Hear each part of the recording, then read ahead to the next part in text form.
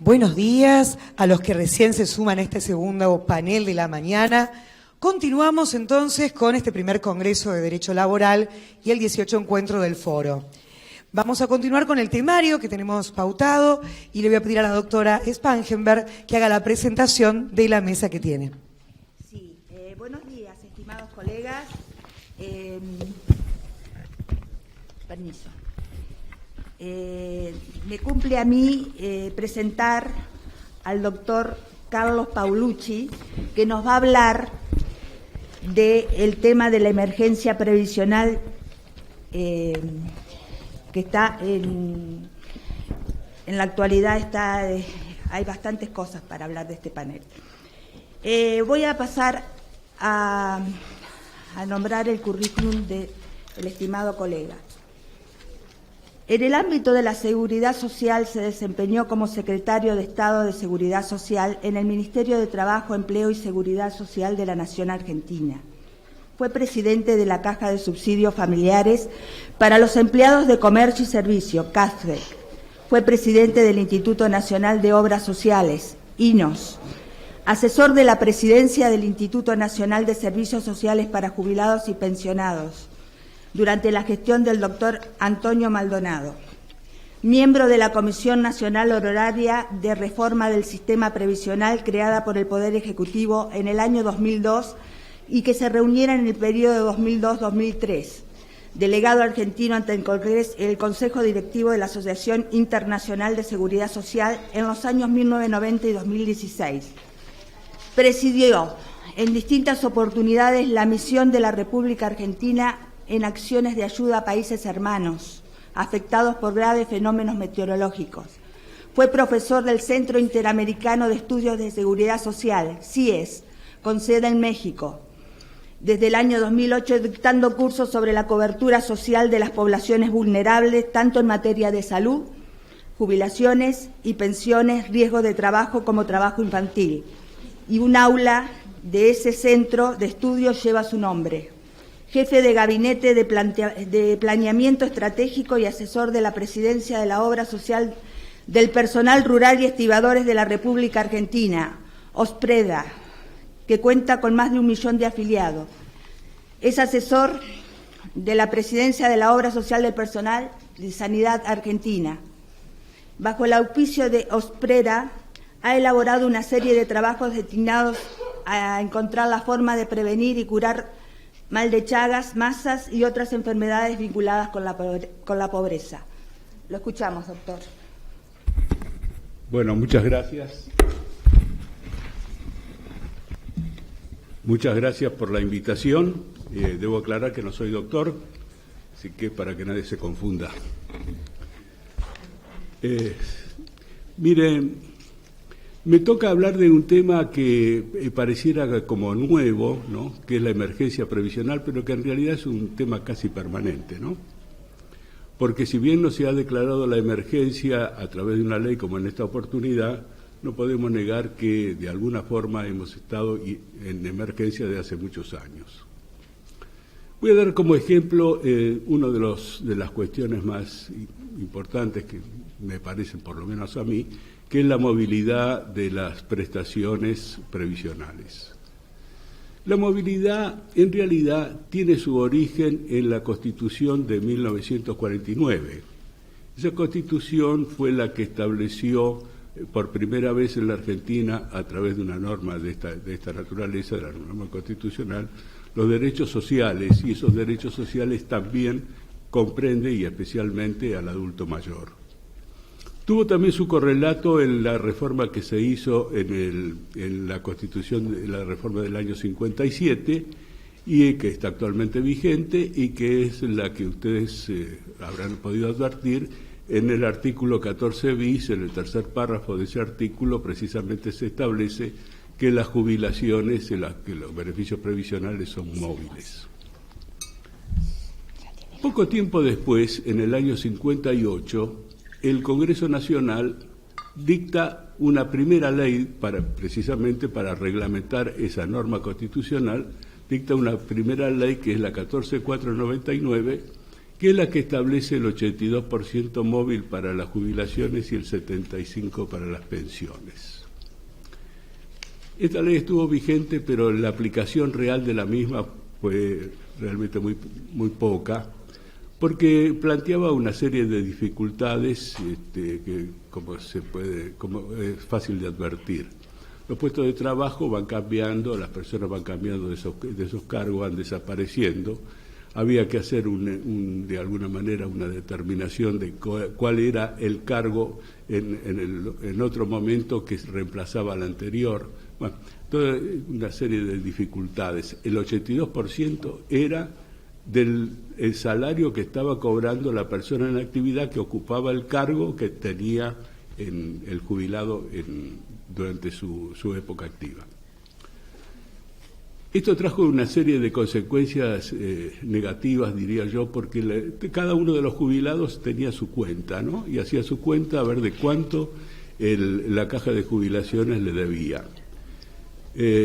Recuerdo, para los más jóvenes sobre todo, que en aquel entonces no había solamente una caja, sino que cada actividad, digamos, tenía su propia caja. Había una caja de la industria, una caja de comercio, estaba la caja del Estado, que es la primitiva, la 4349, que era la caja para el personal del Estado, estaba la 11.110, que era la caja para los servicios públicos, y así sucesivamente. Hasta en el año 55 se completa todo el espectro y se vota la ley para los trabajadores rurales y para los trabajadores denominados independientes, que comprendía tanto los profesionales como los comerciantes.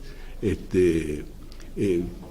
realidad había tres cajas, era una caja, pero había tres segmentos, ¿no? Una era de los comerciantes, otra de los profesionales y el otra de los trabajadores que, digamos, a destajo, los obreros que cumplen una tarea específica, como puede ser, por ejemplo, un electricista, un cloquista, que hoy le diríamos un monotributista o autónomo.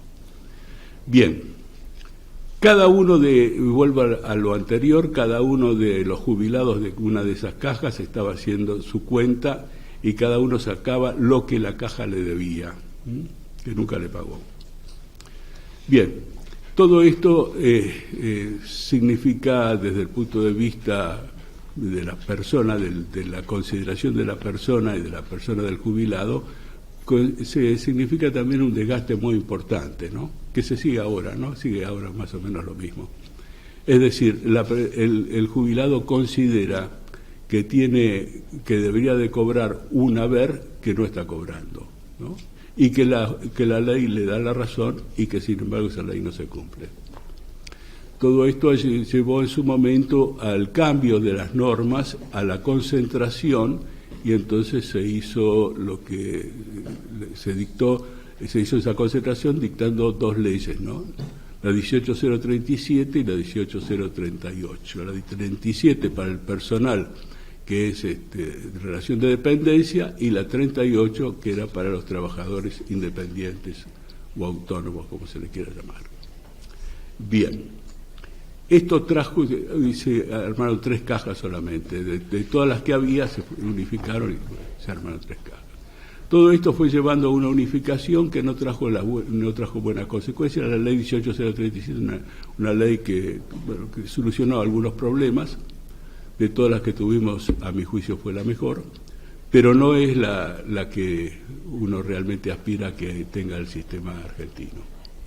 La 18038 es solamente para los trabajadores autónomos, pero lo que quiero señalar especialmente es que el problema de la movilidad no se solucionó, porque precisamente por una razón simple. Miren, cuando yo hablo de movilidad, y estoy hablando también de la situación de emergencia, cuando yo hablo de movilidad, estoy hablando precisamente de que es necesario ayornar el haber previsional que cobra la gente. ¿Esto qué quiere decir? Que es trasladar al momento actual cuál es el haber que le corresponde a la persona, teniendo en cuenta cuál era su haber inicial. Y en realidad, cuando se toma un índice, ese índice siempre es discutido, y es discutido en el ámbito del propio gobierno. Como ustedes habrán visto por mi currículum, yo pertenecí a la Seguridad Social, tuve actividad en la actividad privada y la tengo, afortunadamente, y también en el Estado, y fui funcionario de varios gobiernos. Y siempre el problema ha sido el mismo, ¿no? Cuando se trata de movilidad de las prestaciones, una es la opinión del sector de Economía y Hacienda y otra es la opinión del sector, digamos así, de lo que podría llamarse el ámbito social. Y Economía y Hacienda, pongámosle Hacienda para ser más breve, Hacienda siempre ha pensado en la necesidad de restringir los incrementos, las movilidades, y establecer movilidades que se pudieran, digamos, pagar, dándole el término a ellos. La gente del ámbito social, de todos los gobiernos, ha sido siempre lo mismo, lo que procura es precisamente o el cumplimiento de la ley o aproximarse lo más posible a lo que debe ser digamos, esa movilidad y ese ayornamiento del haber previsional. Bueno, este es un problema que se da y que además tiene un componente político muy grande, porque cuando se trata de esto, y teniendo en cuenta que todo el tema previsional es desde el punto de vista político importante, naturalmente, y que genera adhesiones, por decirlo de esta manera, fíjense que la ley, la 14499, fue dictada por el Congreso de aquel entonces, y un diputado de la oposición, que era el diputado Manuel Belnikov, de la Unión Cívica Radical del Pueblo. El gobierno era la Unión Cívica Radical Intransigente, que presidía el doctor Frondizi. Esa ley generó un apoyo importante para el sector político que representaba el doctor Belnikov. Hubo otros dirigentes, otros hombres públicos que, a partir de, digamos así, de la defensa de lo que puede llamarse los derechos de los jubilados, hicieron carrera política. Y voy a dar un ejemplo que, bueno, los veteranos nos acordamos, no sé si todos, pero para los más jóvenes les quiero decir que acá hubo un partido político de los jubilados, que era el Partido Blanco de los Jubilados, y que logró un par de bancas en el Congreso en su momento. Con lo cual quiero decirles que hay una fuerza, digamos, importante y que este asunto tiene un valor político importante. Por eso es que, por lo general, cuando se discuten estos temas, la oposición piensa en favorecer a los jubilados y el oficialismo más bien contiene, porque el gasto que significa, pongo el gasto entre comillas, es importante y puede afectar las finanzas públicas. Bien. ¿Cómo se arregla esto? Pues este es el tema, ¿no? ¿Cómo se arregla esto? Esto se arregla solamente con un acuerdo, con un consenso. Yo soy un hombre de consenso.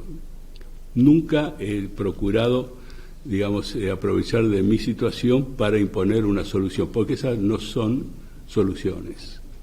No son soluciones. La solución es cuando es permanente, si no, no es solución. Entonces, yo y entiendo lo mismo en este momento, lo que hay que buscar es un consenso de todos para ver qué régimen es el que se puede establecer. ¿Qué régimen es el que queremos y de qué manera lo vamos a estructurar y de qué manera lo vamos a financiar? Me viene a la mente, cuando hablo de estas cosas, el ejemplo de España. España tenía un problema parecido al de nosotros. Un día, durante el gobierno del socialismo y siendo jefe de gobierno Felipe González, se dio la circunstancia, que yo creo feliz, de que se pudiera unir en una mesa, sentar en una misma mesa, a los trabajadores, a los empresarios, a los grupos políticos y al gobierno, naturalmente, y de allí surgió lo que hoy se llama el Pacto de Toledo. Y ese Pacto de Toledo, ¿qué significaba? Bueno, una regla compartida para poner en marcha un régimen previsional que tuviera realmente sustentabilidad por un lado, y que fuera suficiente por el otro.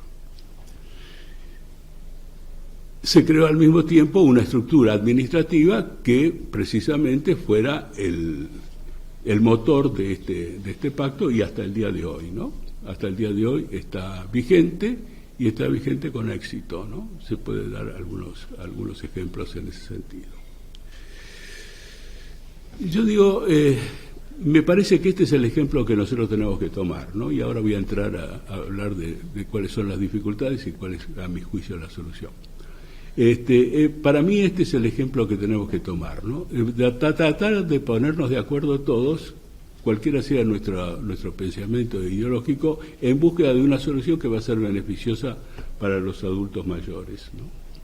Y en última instancia también va a prestigiar el régimen previsional, que no está prestigiado en este momento, no es un régimen de prestigio, porque la gente tiene altos interrogantes respecto de su cumplimiento futuro, y especialmente los más jóvenes. Entonces pienso que de esta manera daríamos no solamente la posibilidad concreta de buscar una solución de circunstancias, sino que estaríamos dando un mensaje hacia el futuro que serviría y que sería útil para precisamente lograr una mayor recaudación. No es gratuito que un régimen pierda credibilidad, porque la falta de esa credibilidad es la que produce también la ausencia de aportes y contribuciones. Y entonces, así sí que desfinanciamos todo el sistema. Voy a darles, concretamente voy a procurar darles un breve raconto de cómo está la situación nuestra, y después vamos a hablar de cuál sería la solución posible. La Argentina tiene un alto porcentaje de economía en negro. Alto porcentaje de economía en negro. ¿Qué quiere decir esto? Que precisamente muchas de las transacciones comerciales que se realizan no son registradas. Y al no ser registradas, naturalmente desaparecen de la contabilidad y desaparecen de las cuentas públicas, bueno, las cuentas que hay que presentar, no públicas, sino las cuentas que hay que presentar a la organización fiscal, al ente fiscal, en su oportunidad. Entonces aparecen como no hechas, ¿no? El otro día leía en el periódico un artículo de un, no debo decir cómico porque el padre era cómico, pero este hombre habla con gracia, pero no es un cómico, dice cosas interesantes. Decía de que él conocía a un roticero que vendía cuatro lechones por día, pero que apuntaba solamente uno. Es decir, le daba boleta por solamente uno. Si uno quiere, por ejemplo, a mí me pasó recién, no acá, sino en un bar, para pedir, tuve que insistir para que me trajeran el ticket de un café que había tomado. Quiere decir que se procura precisamente evadir. La vez pasada viajaba acá al interior del país, fui a Aeroparque, fui a tomar un café también, y bueno, cuando le pago, me había traído el ticket, cuando le pago se me lleva el ticket, el mozo. Está bien que yo estoy un poco, ustedes dirán, bueno, esto está con este tema en la cabeza y tiene una suerte de persecución, sí, pero es así. Entonces lo que quiero decir con esto y con estos ejemplos burdos que le doy es que acá tenemos una cultura de la economía en negro. Y la economía en negro es la causante del trabajo en negro. Porque el trabajo en negro no es causa sino es efecto. Porque si yo tengo la mitad de mi producción la tengo en negro, yo no puedo hacer figurar la cantidad de trabajadores que tengo, porque de lo contrario me estaría acusando a mí mismo, es decir, estaría demostrando que tengo una mayor producción. Entonces, yendo ya a lo que es el trabajo en negro, digamos que acá en nuestro país tenemos entre el 35 y 40% de trabajo en negro. Algunas actividades como la rural tienen el 60% de trabajo en negro. Si vamos a ponerle que no sea ni el 35 ni el 40, sino sea el 38, le voy a hacer la cuenta así de memoria. Además tenemos un 7% del total de la masa salarial que no aporta, porque, como ustedes saben, hay muchos convenios de trabajo que tienen cifras no remunerativas. Esas cifras no remunerativas quiere decir que no se pagan los aportes y contribuciones a la seguridad social. Y ya tenemos el 45. Y ahora le hago también de memoria el trabajo en gris. ¿Qué quiere decir el trabajo en gris? Es el trabajo que una persona que tiene una determinada actividad, un trabajador que tiene un determinado nivel y que tiene una determinada jerarquía, figura como trabajador registrado, pero por una categoría mucho menor a la que realmente está desempeñando. Entonces, el trabajo, lo blanco de la parte registrada, se cobra por la actividad menor que tiene, y el resto de su salario se le paga debajo de la mesa y no figura en ninguna parte. Eso es difícil de establecer, pero podemos decir que no es menos del 10%, para decir poco, ¿no? Es mucho más, pero digamos el poco. Entonces tenemos el 38 más 7, 45, más 10, 55, es decir, más de la mitad de los aportes y contribuciones no se pagan. Entonces, tengo que comprender que cuando alguien dice que hay un nivel, digamos, de movilidad que es imposible de pagar, yo tengo que decirle, tiene razón. ¿Y por qué tiene razón? Y tiene razón porque evidentemente no se está recaudando lo que hay que recaudar. Pero acá el tema es, ¿qué vamos a hacer? Entonces, ustedes habrán advertido que la AFIP no tiene demasiado interés en lo que es precisamente la inspección en cuanto al pago de los aportes y contribuciones. Si yo me atraso un día en el pago de impuesto a la ganancia, me mandan una carta de documento y me dice, escúcheme, usted no pagó, qué sé yo, y si no pago, tal cosa, ¿no? Pero si yo tengo 2 o 3 personas trabajando en negro en mi casa, no pasa nada. Nadie me viene a contestar, no importa. Si en la empresa que yo tengo, estoy poniendo yo como dueño de la empresa que no tengo, ¿no? O sea, que supongo, estoy dando solamente un ejemplo. Si en una empresa yo tengo, por ejemplo, tengo 10 personas trabajando en blanco y 5 trabajando en negro, o al revés, y nadie me viene a decir, no se nota eso. No hay una reclamo. Es decir, cuando se eliminaron los organismos de inspección que tenía el Estado, esos organismos de inspección no fueron reemplazados. Para los más jóvenes, que le voy a hablar de la prehistoria, en la década del 90 nosotros teníamos 3 organismos de inspección importantes dentro de la seguridad social. El ámbito de la Dirección Nacional de Recaudación Previsional, la Caja de Subsidios Familiares para Empleados de Comercio y la Caja de Subsidios Familiares para Empleados de la Industria. Cada uno de estos organismos tenía un servicio de inspección específico. Los 3 desaparecieron. Las cajas de subsidios familiares desaparecieron, la Dirección Nacional de Recaudación Previsional también. No hay ninguno. Entonces se dijo, no, todo eso se va a concentrar en la AFIP. Pero resulta que el contador de la AFIP, el hombre que hace la inspección, lo que importa y lo que interesa, y lo que interesaba en aquel entonces y ahora lo mismo, es el tema de los impuestos, qué es lo que sabe. El tema del trabajo es un tema distinto, no es solamente ver un balance y comparar, es un tema mucho más profundo, mucho más complicado. La inspección que tenía CASFEC, y lo digo porque yo fui presidente de la Caja, era muy, muy buena, muy buena. Y realmente la gente se cuidaba mucho de pagar las asignaciones familiares, la contribución a las asignaciones familiares. Porque una inspección que le podíamos hacer, una inspección general que podríamos hacer, significaba realmente una multa muy grande si se descubría que no, se ponía de manifiesto que no se había pagado lo que correspondía.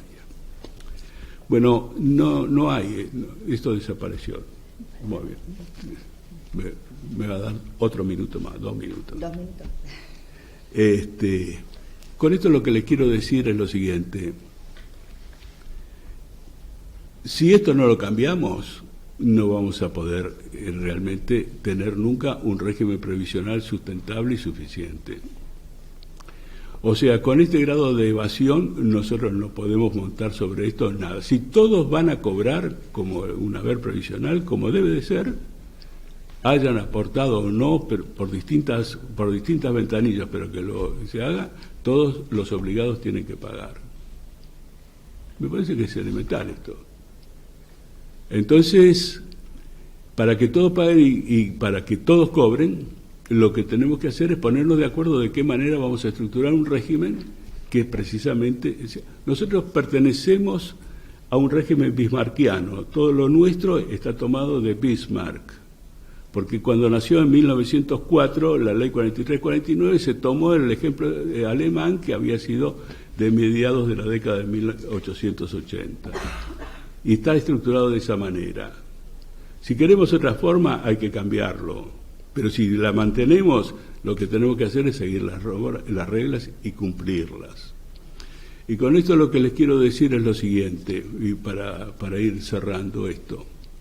Para hablar de esto hay un día, ¿no?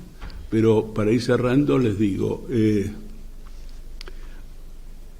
tenemos que primero tener un consenso adecuado entre todos los sectores para ver qué es lo que queremos, hasta dónde queremos pagar,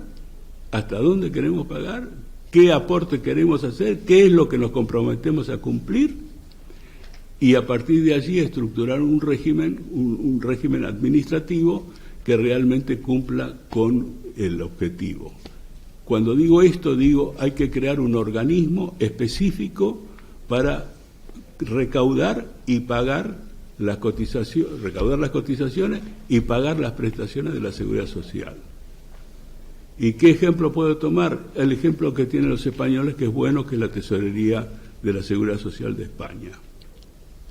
Es un organismo independiente que no está ajeno a las circunstancias del país, pero es un organismo independiente y que cumple con su misión. Y que permitió no solamente recaudar más, sino que ha permitido incluso bajar las aportaciones, porque se sostiene. Por el otro lado, tenemos que también establecer a qué queremos apuntar, a qué orden de prestaciones queremos apuntar. Y esto es muy importante de tenerlo en cuenta. La seguridad social es solidaridad, y la seguridad social no admite fines de lucro. Lo que no se puede hacer es que haya organismos administradores de fondos de la Seguridad Social que tengan fines de lucro. Uno de los errores más graves que se cometió acá es dar lugar a las administradoras de fondos de pensión. Serio problema, grave problema que se trajo en la Argentina y que fue además muy mal aplicado, hecho realmente muy mal y que trajo consecuencias muy negativas. Yo creo que tenemos la posibilidad concreta de tomar un consenso. Yo tuve una experiencia muy linda. Hicimos en el Ministerio de Trabajo, durante mi gestión, una comisión de fortalecimiento de la seguridad social, donde vino todo el mundo que quiso venir vino. Y vinieron los sectores sindicales que estaban enfrentados, también vinieron, los empresarios que estaban enfrentados también vinieron, y se puede llegar a un acuerdo. Yo creo que se puede llegar a un acuerdo. No, con imposiciones no vamos a lograr nada, vamos a seguir con frustraciones. Entonces, hagamos el esfuerzo, no es fácil, yo me doy cuenta, pero hagamos el esfuerzo, busquemos un acuerdo, y yo creo que ese acuerdo no solamente va a traer tranquilidad, sino que va a prestigiar el régimen previsional y va a permitir precisamente mejorar todos los índices, especialmente de recaudación, que permitirá pagar mejores prestaciones. Bueno, muchas gracias.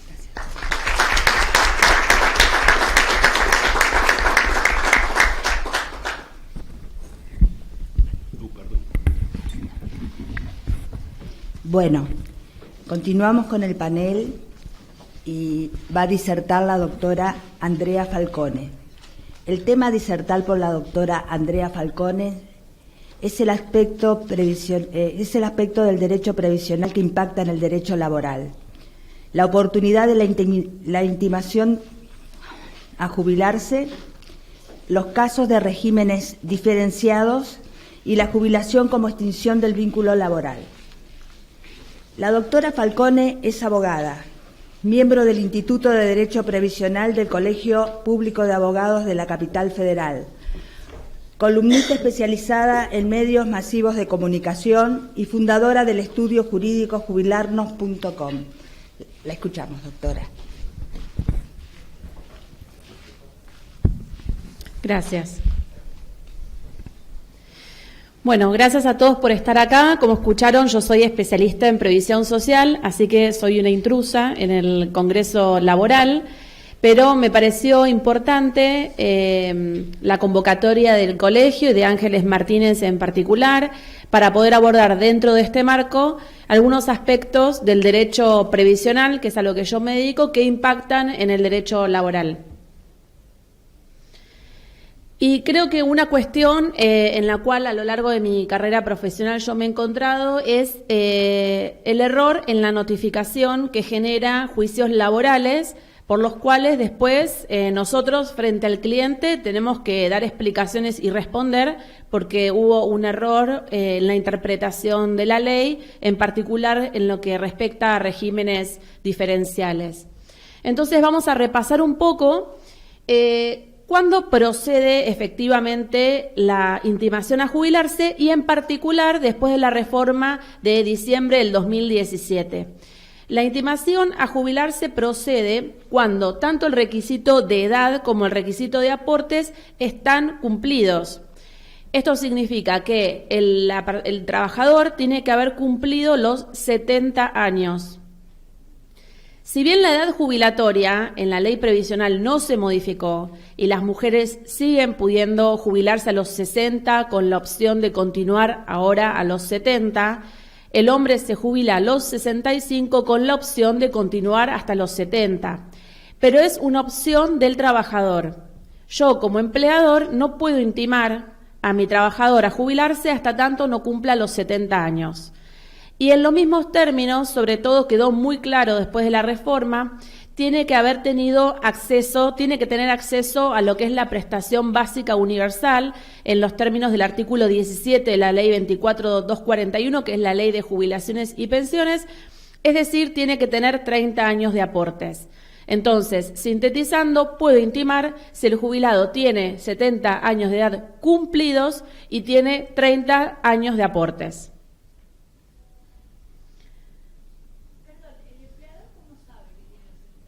Lo vamos a ver ahora.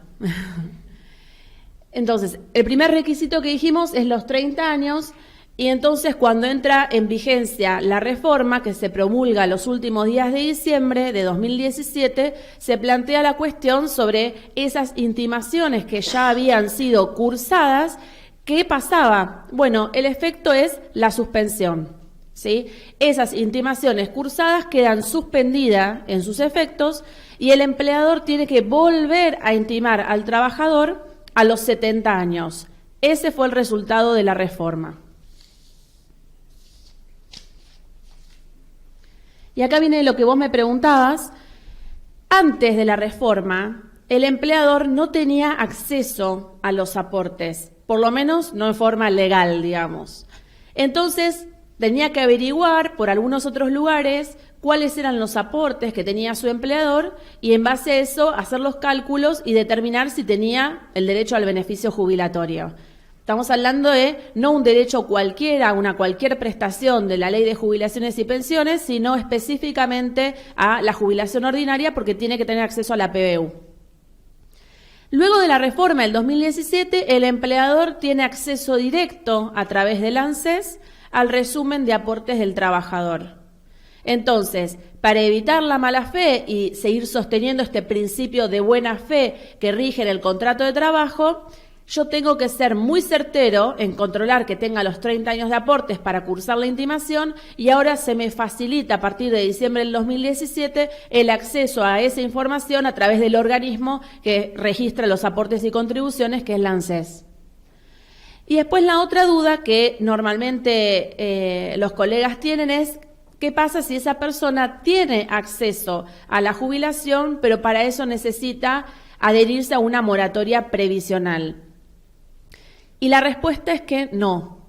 No puedo contemplar a los efectos de los 30 años una moratoria previsional, porque las moratorias previsionales son moratorias permanentes de autónomos.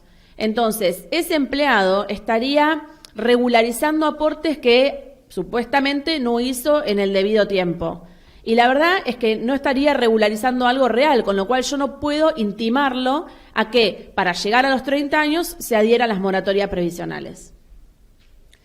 Una cosa que sí es importante tener en cuenta es el exceso de edad, porque para jubilarte, por cada año que vos te pasás de la edad jubilatoria, te dan 6 meses de aportes, se te reconocen 6 meses de aportes. Entonces, para un trabajador que llega a los 70 años, no puede usar la moratoria, pero si es un hombre, tiene 2 años y medio de aportes que se le computan por exceso de edad. O sea que técnicamente necesita solo 27 años y medio de aportes efectivos cotizados al sistema. Y se incluye en la ley la exclusión específica para el sector público. Es decir, solamente esta posibilidad de continuar trabajando hasta los 70 años rige para el sector privado, no para el público, independientemente de que ese vínculo laboral se rija por la ley de contrato de trabajo, ¿sí?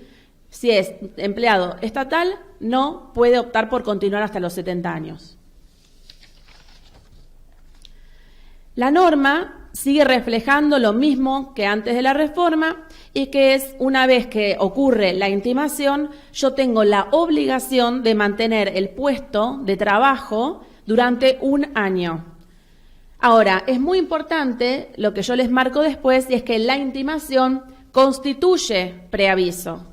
Es decir, notifico fehacientemente que lo intimo a jubilarse, eso constituye preaviso en los términos de la ley de contrato de trabajo, y vencido el plazo de 1 año o una vez que es otorgado el beneficio jubilatorio, se extingue el vínculo laboral.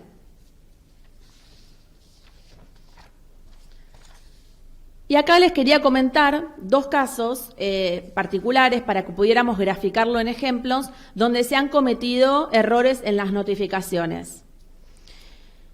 El primer caso es muy conocido porque fue del año pasado, que es el caso Speziale de Celsa Josefa.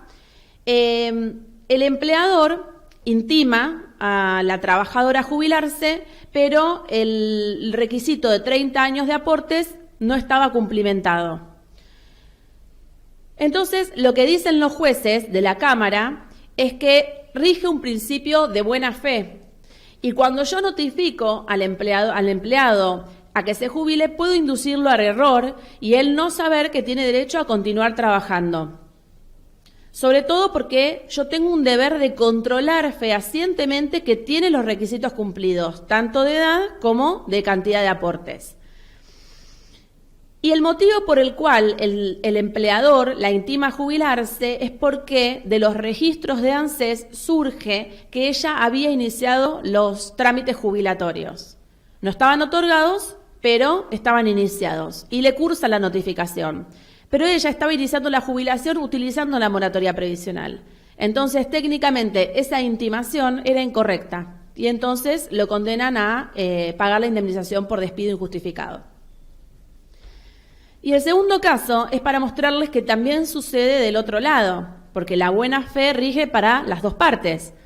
Y es el caso de una empresa que por error intima al trabajador, y esto digo por error, pero les diría que es mucho más común de lo que piensan, lo intima 25 días antes de cumplir los 65 años, es decir, el requisito de edad no estaba cumplido.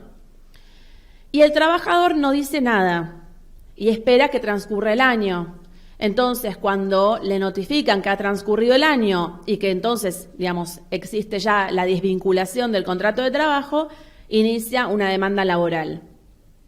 Y lo que los jueces de la Cámara entienden, en este caso, que es muy interesante, es que no hubo buena fe por parte del trabajador, porque el trabajador sabía que se había cursado la notificación 25 días antes y en lugar de advertir al empleador, esperó que transcurriera el tiempo para después hacer la demanda laboral. Y fue condenado a indemnizarlos con 40.000 pesos. ¿Al empleador? Sí.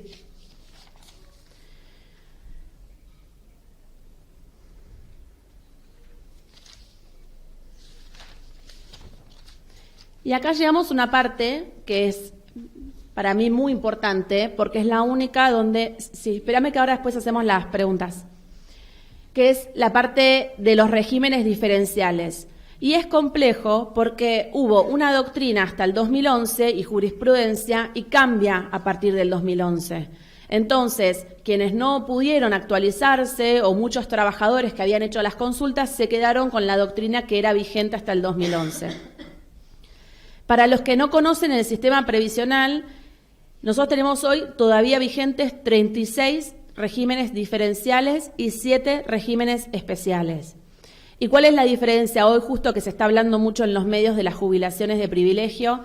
Ni la de los jueces, ni la de los trabajadores que tienen estos regímenes diferenciales son jubilaciones de privilegio. Los 36 regímenes diferenciales se basan en que la tarea que el trabajador desempeña genera un envejecimiento prematuro. Entonces, se me permite jubilarme antes y en términos generales con menos cantidad de aportes. Pero la base de ese régimen diferencial es el envejecimiento prematuro, no es un privilegio. Y después tenemos 7 regímenes especiales, que no hay un envejecimiento prematuro, como es el caso de los jueces, pero por la tarea que desempeñan se les permite jubilarse antes y en algunos casos, no es el caso de los jueces, con menos cantidad de aportes. Sin entrar en el debate sobre si es justo o injusto, porque los 36 regímenes diferenciales y los 7 especiales tienen que entrar dentro del marco de la reforma que comentaba, no doctor, el señor Paulucci, tiene que ver con que hay, por ejemplo, dentro de los regímenes diferenciales tenemos el caso de las telefonistas. Pero hoy las telefonistas no están expuestas a radiaciones como estaban originalmente y eso no genera un envejecimiento prematuro y por lo tanto es un régimen diferencial que se debería eliminar. Entonces, hoy la foto es esta. ¿Y cómo interactúa esto con la intimación del artículo 252 a jubilarte cuando tenés acceso a la PBU? Vamos a poner el caso de un piloto. Un piloto se puede jubilar a partir de los 55 años con 30 años de aportes. Y además, cada 400 horas de vuelo le dan 1 año de aportes reconocido. ¿Por qué? Porque ya está probado que, por ejemplo, los pilotos tienen enfermedades cardiovasculares y esto se debe a la alta presión, presurización y despresurización de las cabinas y también al acceso a la radiación solar que reciben por la altura en la cual está el avión. Entonces, obviamente hay un envejecimiento prematuro y se les permite jubilarse antes. Hasta el año 2011, la jurisprudencia entendía que la intimación cursada, por ejemplo, a un piloto a la edad que le permitía jubilarse el régimen diferencial y si tenía los 30 años de aportes, era legal. Que no era una opción del trabajador, sino que era una facultad del empleador jubilarlo. Esto que parece hoy un poco tirado de los pelos y que alguna parte de la doctrina sostenía, que si el legislador hubiese querido dar la opción al trabajador, se la hubiese dado explícitamente, porque a la mujer la posibilidad de jubilarte a los 65 le estaba dada expresamente. Entonces, si el legislador hubiese querido permitirle al piloto optar, lo hubiese puesto literal. Bueno, esa fue la línea hasta el año 2011. Les digo, el fallo es desde San Félix, donde decide la Cámara Laboral y desde ahí en adelante toda la jurisprudencia que la intimación a los trabajadores que prestan servicios en regímenes diferenciales se tiene que cursar en la edad del régimen general. que hoy es 70 años. Y esta doctrina hoy y esta jurisprudencia es unánime. Existen ya fallos en contra, en particular hay uno muy referencial que es contra Aerolíneas Argentinas, donde se condena a pagar la indemnización por despido injustificado al empleador que cursa la intimación en la edad legal del régimen diferencial y transcurrido el año lo desvincula. Con lo cual, esto por favor, a tenerlo muy presente si asesoran a algún cliente cuyas tareas que desempeñan en la empresa tienen regímenes diferenciales que les puedo enumerar algunos, pero están petroleros, choferes de taxi, choferes de colectivo, recolectores de residuos, bueno, es una infinidad. Como ustedes saben, en el régimen de la seguridad social, en lo que es la ley de jubilaciones y pensiones, está siempre permitida la compatibilidad, y esto fue una reforma, en otros países esto no sucede, la posibilidad de jubilarme y seguir trabajando, volver a tener una remuneración, ya sea en forma autónoma o en forma de relación de dependencia.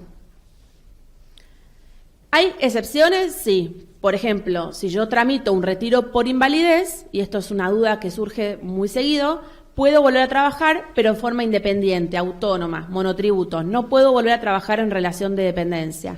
Y si yo me jubilé por un régimen especial, no puedo volver a trabajar en ese mismo régimen. Si yo me jubilé como taxista, puedo volver a prestar servicios en otra actividad, pero no puedo volver a trabajar como taxista. Caso contrario, se me suspende el beneficio. Y la ley lo que permite es seguir trabajando con el mismo empleador. Entonces, le curso la intimación, el empleado tramita su beneficio jubilatorio, le es reconocido por la ANSES y acto seguido continúa trabajando. El cómputo de la antigüedad, y esto que antes fue una interpretación de la jurisprudencia, en la reforma de diciembre de 2017 se incorpora en forma explícita que el cómputo de la antigüedad se hace al cese. Entonces, en el momento en que yo adquiero mi beneficio jubilatorio, en ese momento empieza un nuevo conteo de la antigüedad. Como conclusiones, sí. No importa, porque aunque cuando vos te jubilaste empieza de cero. Ahora, es muy importante, y esto se los digo en la práctica, yo asesoro una empresa que administra aeropuertos y este error les costó mucha plata. La intimación incorrecta, sobre todo cuando el empleador insiste sobre esa intimación y no tiene la certeza, o se cursó incorrectamente porque se cursó días antes, porque hubo una tendencia en un momento a enviar la notificación a los 64 años, porque pensaban que contabilizaba un año. Entonces, este error puede costarle a la empresa mucho dinero, porque normalmente la empresa asesorada por nosotros insiste sobre esa intimación una y otra vez hasta que finalmente envía la notificación del despido con causa. Y lo que termina pasando es que pagan indemnizaciones millonarias porque el despido es injustificado. Con lo cual, el primer consejo es tener claro estos conceptos al momento de asesorar y evitar errores no forzados. Los departamentos de recursos humanos deberían tener clara esta información. Y después, en relación a los regímenes diferenciales, tener bien presente este cambio jurisprudencial, porque todavía ustedes pueden encontrarse con algún colega, con algún gerente de recursos humanos, con algún empleado que piense que todavía existe una obligación de jubilarse a la edad mínima que permite el régimen diferencial en la medida en que tengan los 30 años de aportes, y esto es incorrecto. Muchas gracias.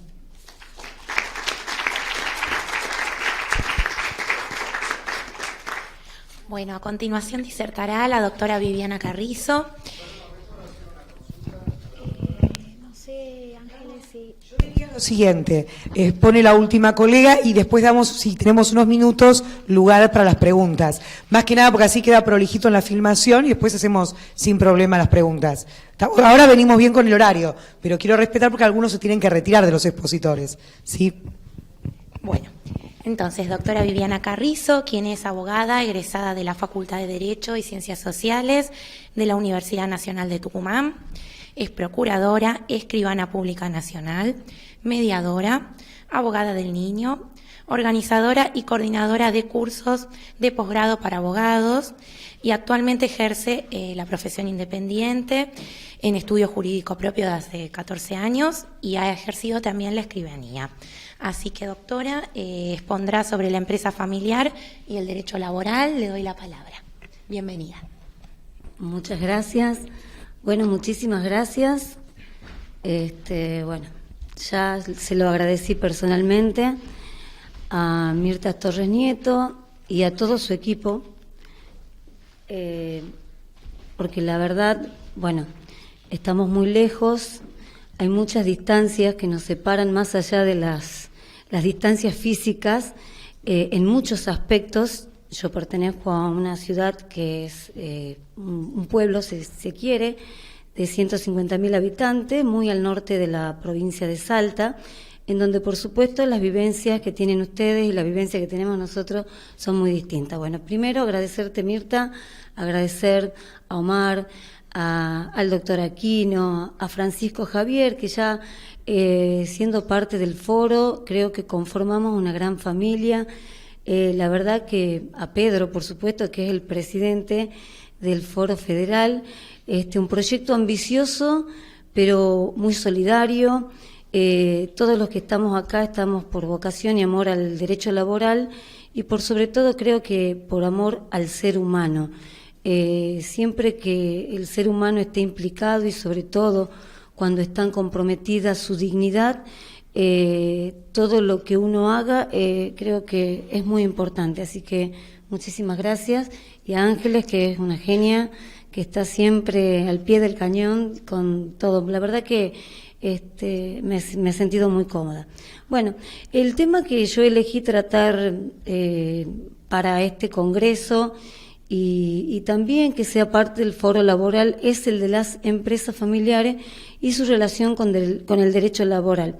Pero particularmente detenerme en las empresas familiares ¿por qué? Porque a todos nos toca, de repente, todos tenemos una familia o formamos parte de una familia con el concepto que hoy requiere, que es muy ampliado, y también la empresa familiar nos toca de ser, casi se piensa que a nivel mundial va entre el 80 y el 99%, las empresas que generan la mayor fuente de trabajo son empresas familiares, entre pequeñas, medianas, grandes y multinacionales.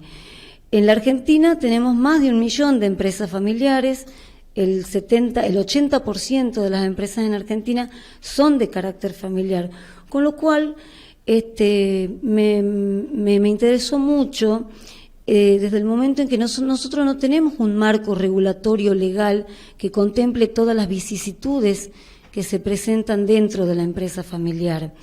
Entonces lo que genera un gran problema, porque este vacío legal hace que tengan que enfrentarse a muchos conflictos sin poder tener una solución adecuada. Entonces, investigando, leyendo, siguiendo en este caso a la investigación que hizo el Instituto Argentino de la Empresa Familiar, encabezando el mismo como presidente, creo que en este momento ya no está, pero fue un gran impulsor, el doctor Eduardo Fabier Dubois, quien fue mi profesor en el año 1996 en la especialización de Derecho Notarial y Registral de la Universidad Notarial Argentina. Mi práctica, mi experiencia, yo hago mucho previsional, mucho laboral, desde hace 14 años, antes ejercí la escribanía y dentro de los civiles hago sucesorio. Entonces me pareció muy interesante saber que tratar de solucionar los conflictos que se generan entre la empresa y la familia empresaria merece un aborde interdisciplinario, para lo cual los operadores jurídicos, y en este caso nosotros los abogados, creo que tenemos que poner luz en ese sentido, porque lamentablemente dentro de las 12 trampas legales que hay en relación a las empresas familiares, una de ellas es la judicialización del conflicto. Con lo cual, someramente, vamos a ver qué se entiende por empresa familiar. Podríamos decir, perdón, 2 segundos me lo pasás porque comencé desde acá, mira. Pásalo, yo te digo.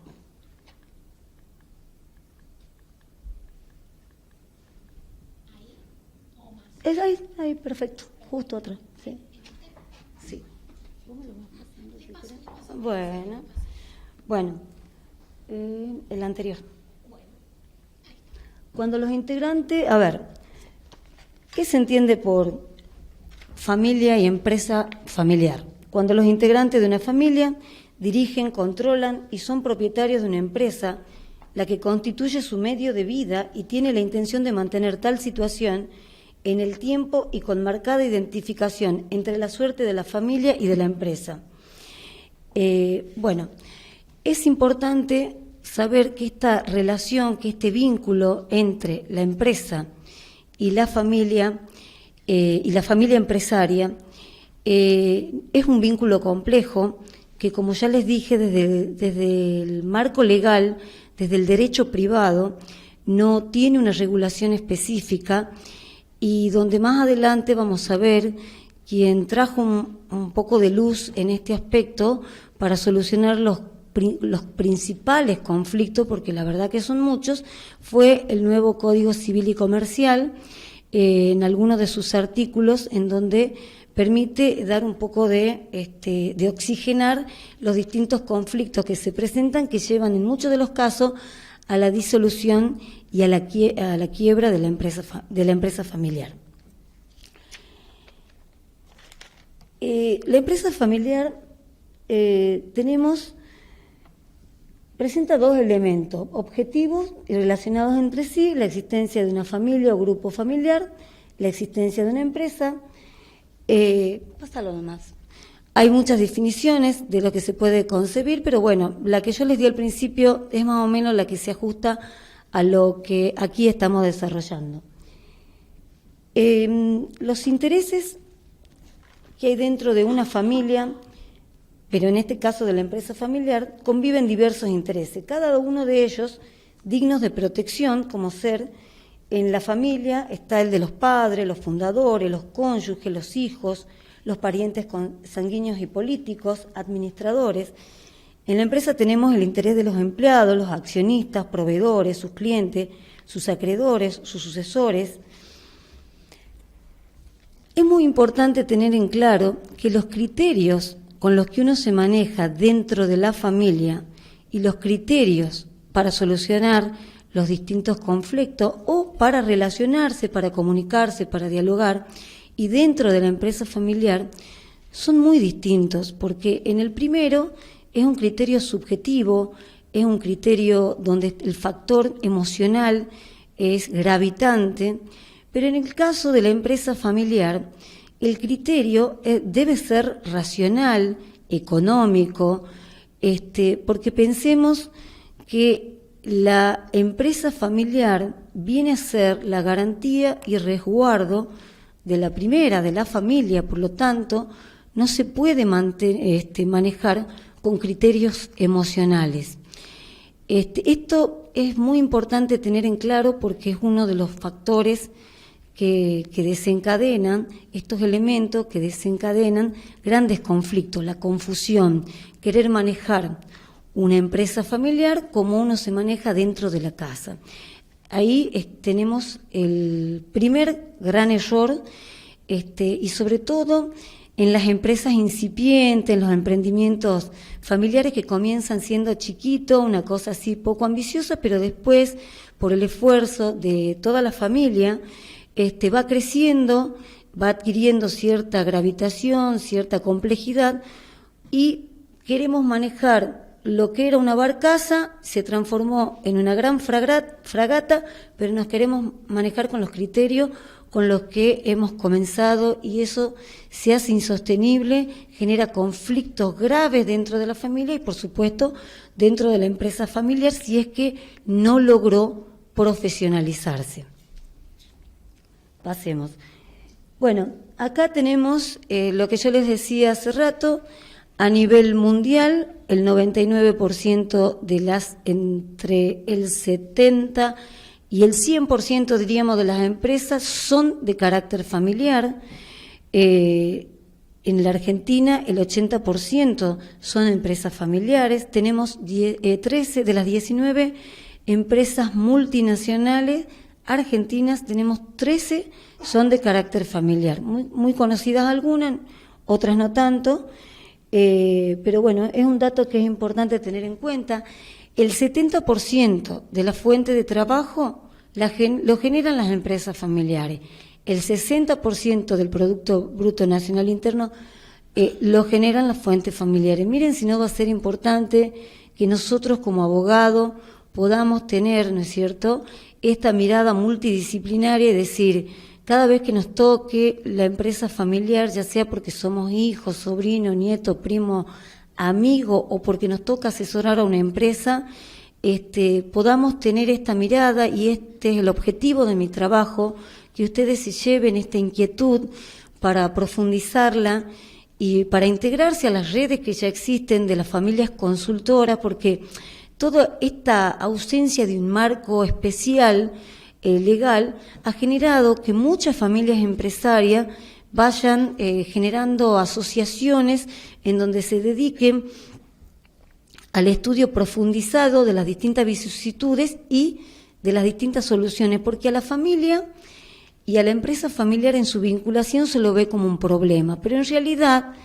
esto tiene que ser una solución, porque si nosotros como operadores jurídicos, contables, consultores multidisciplinarios, intervenimos en ella, vamos a estar dando luz a mucha gente que depende de la familia empresaria o de la empresa familiar.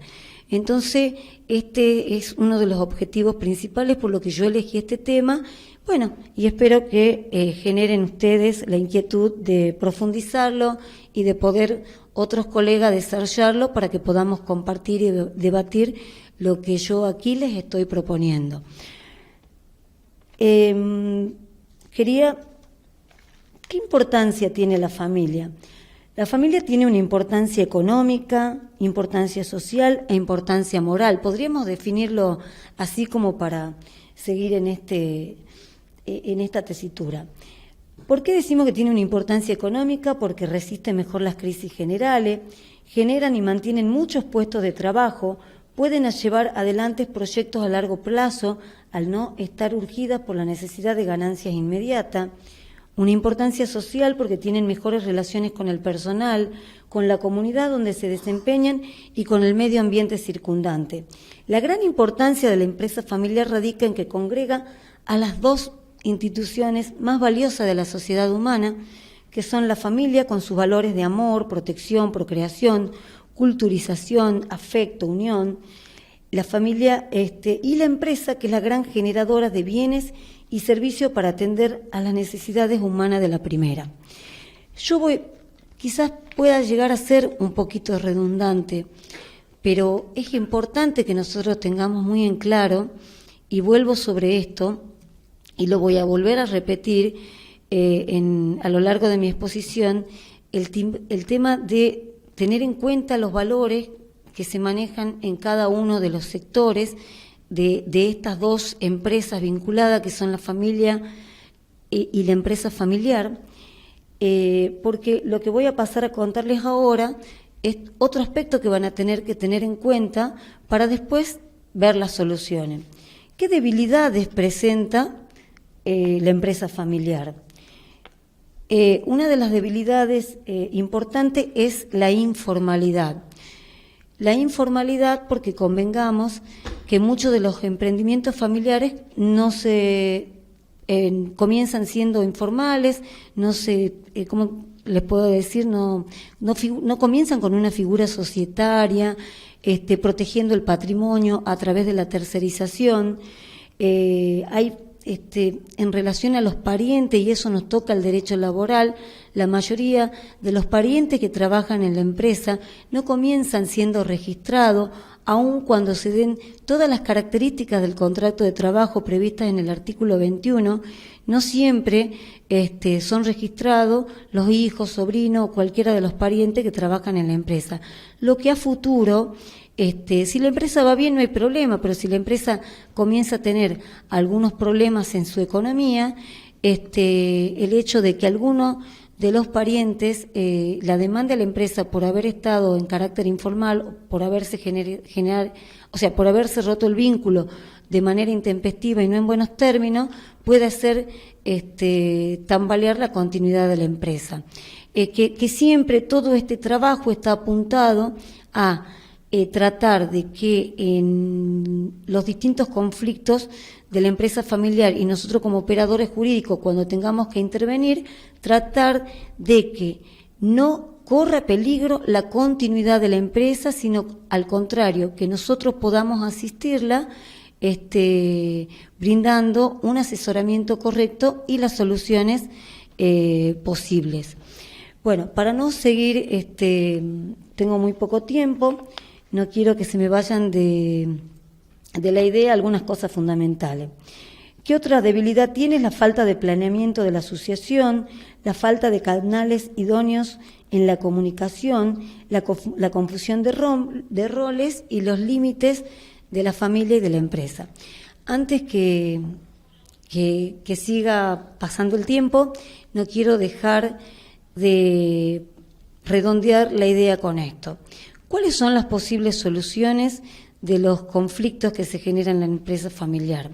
La solución está en redactar un protocolo familiar, que hoy, a través del artículo 1010 del Código Civil y Comercial, donde están previsto el pacto sobre herencia futura, eso trae una solución para que se pueda prever, ¿no es cierto?, resguardar el patrimonio de la empresa familiar a través de el adelanto, o sea, la posibilidad de realizar pactos de herencia futura. La ampliación de la disponibilidad que pueda tener el testador, que antes era de un 20%, ahora es de un 33%. Entonces eso le da la posibilidad de mejorar la porción hereditaria que le pudiera llegar a tocar a su muerte de aquel heredero que siempre trabajó en la empresa, que siempre agregó valor, que estuvo al servicio, estuvo con el papá o con la mamá, trabajando 12 horas diarias.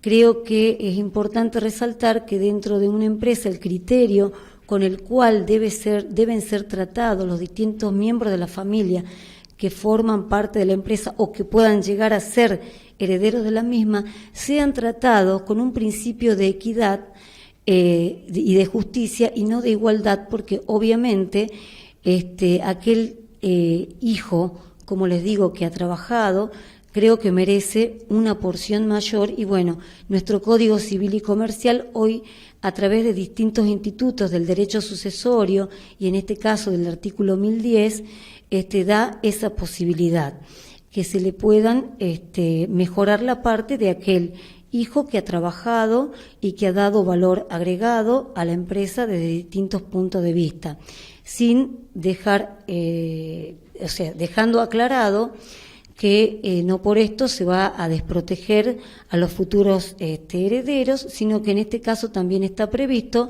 la posibilidad de compensar con otros bienes, pero que todo eso, toda esta planificación, todo esto pueda estar plasmado en un protocolo familiar, que es el instrumento hoy más idóneo para poder prevenir los distintos conflictos de los que yo les he hablado. Hay muchas cosas que no he tratado, pero es importante resaltar que es una de las soluciones. La judicialización del conflicto, como les decía, es la peor de las soluciones, porque en realidad no es una solución, sino que lo agrava por distintos motivos, que no quiero... Anden las voces. Bien. Sí. A ver, conflicto, a ver. Sí, las 12 trampas legales. ¿Cuáles son las 12 trampas legales que agudizan los conflictos en la empresa familiar y la vinculación con la familia? La judicialización, la ingratitud de los hijos en el anticipo de herencia, el ingreso de excónyuges como socio, los derechos de los herederos a reclamar y a partir de la herencia, la designación de los administradores por simple mayoría en la sociedad familiar, la liquidación judicial de sociedades empatadas al 50%, el ingreso como socio de terceros no familiares, la imposibilidad de reinvertir todas las utilidades en la empresa y los límites para pagar honorarios a los directores, el incumplimiento voluntario del protocolo, las demandas por el trabajo informal de parientes, el pago de elevados impuestos por transferencias a las partes sociales, la pérdida de patrimonio familiar en caso de insolvencia de la empresa por confusión patrimonial. Bueno, como les decía, el sistema legal, las normas jurídicas aplicables a la familia, a la empresa y a la propiedad otorgan al pariente que no comparte las decisiones familiares el poder de destruir valor, tanto en la empresa como en la familia.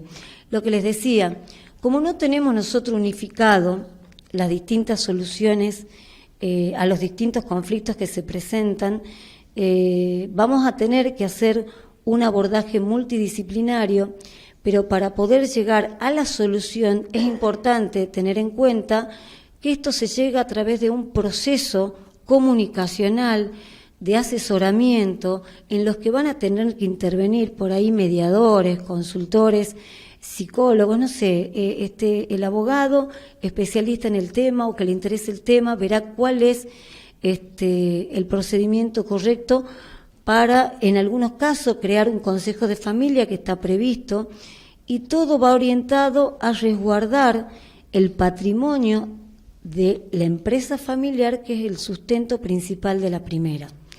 Pasalo. Sí, 2 minutitos más.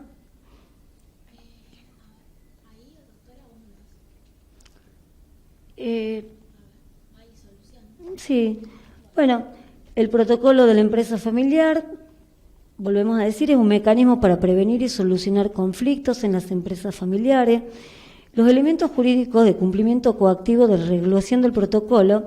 A ver, dentro del protocolo familiar es importante que estén sus cláusulas estatutarias lo más clara y definida posible, lo más personalizada a la vinculación en esta empresa y en esta familia, porque no se olviden que el protocolo es un acuerdo que realizan los distintos legitimarios en los cuales van a formar todos parte, todos van a opinar, todos van a tener ahí plasmada su voluntad, por lo cual llegar a firmar ese acuerdo es algo que estuvo consensuado y muy dialogado.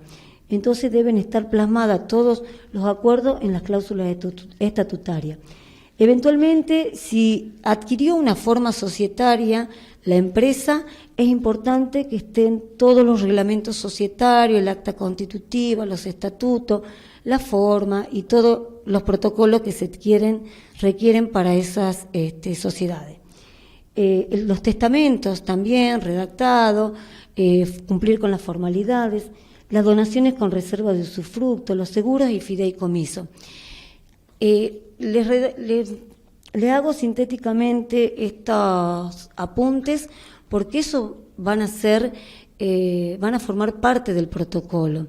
Es muy importante que esté redactado en escritura pública y que tenga cláusulas de cumplimiento para poder ejecutarlos, porque si está redactado en un instrumento privado, en donde no genera mayor vínculo legal u obligacional, es muy fácil, como somos los argentinos, que se transgreda el pacto y que aquello que en algún momento estuvo muy entusiasmado alguno de los legitimarios en firmar, después diga, no, hoy me arrepiento, la verdad que no estoy de acuerdo en que a mí me compensen con una propiedad y no con ser parte de la empresa, aunque nunca haya trabajado en la misma, porque la verdad que hoy tengo ganas de ser, que quizás por capricho, por esto que yo les decía del factor emocional, que sea gravitante y por despecho quiera destruir valor. Bueno, esta era mi idea, compartir con ustedes inquietudes en torno a este tema y proponerle este abordaje multidisciplinario para que lo sigamos profundizando y podamos tener una mejor solución y ser arquitectos, artesanos en esta construcción de soluciones para la empresa y la familia, que son las más importantes de nuestra vida. Muchísimas gracias. Muchas gracias. Y ahora sí, tenemos solo 10 minutos. Voy a abrir a 2 preguntas. Levanta la mano, hace la pregunta, me dicen a quién, y la colega que le toque responder, responde. ¿Sí? ¿Usted? ¿Alguien más tengo? Así después, ¿para dónde voy? ¿Usted sola? Bien. ¿Quién más? Allá atrás. ¿Allá atrás? Bueno.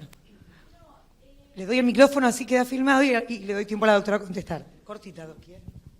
El artículo 252 dice que el empleador, cuando intima, tiene que estar los 30 años de la PUAM, tiene que tener derecho a la PUAM. ¿La PUAM exige el 30 años de aportes? No. La PUAM es la prestación universal al adulto mayor, que es optativa. No, hubo ahí una modificación también, porque originalmente te decían que vos también podías tener la PUAM y seguir trabajando, pero eso fue un error al momento de hacer la reforma que se enmendó posteriormente. La PUAM es incompatible con continuar trabajando, con lo cual la PUAM es una prestación no contributiva que es el 80% de una jubilación mínima, pero no es acceso a la PBU porque la PUAM no tiene PBU. Y la segunda pregunta, sí, vamos a hacer la segunda pregunta. Acérquese, doctor. Sí, también es para la doctora Falcone. ¿Cómo toma conocimiento el empleador que el empleado ha obtenido su beneficio previsional antes del vencimiento del plazo previsto en el artículo 252 del año? Bueno, lo primero que prima siempre es la buena fe en el vínculo entre el trabajador y el empleado, y cuando el empleado toma conocimiento que, digamos, adquirió el beneficio jubilatorio, debería notificar al empleador. Ahora, suponiendo que eso no sucede, en la práctica ustedes pueden entrar a la página de ANSES, anses.gov.ar, a seguimiento de expedientes, y ahí pueden ingresar con el CUIL del trabajador y las terminaciones usuales de los beneficios previsionales y ver el estado de ese expediente. No te lo van a informar, pero vos podés entrar a la página de ANSES, ingresar el número de expediente, que es siempre 024, el CUIL, y después hay 3 o 4 terminaciones de expedientes de jubilatorios. Probás con las 4 y lo ves. Vamos a agradecer entonces a los expositores por estar hoy en nuestra casa, en el colegio público, y como venimos haciendo, le pido a la doctora Coledani, consejera de aquí del colegio, les va a dar el certificado a cada uno de los expositores y un pequeño presente para que quieran volver a participar y acompañarlos. Les pido un fuerte aplauso para ellos. Les damos un ratito para almorzar, 3 en punto, volvemos a encontrarnos para así hacer la última etapa del Congreso. Muchas gracias.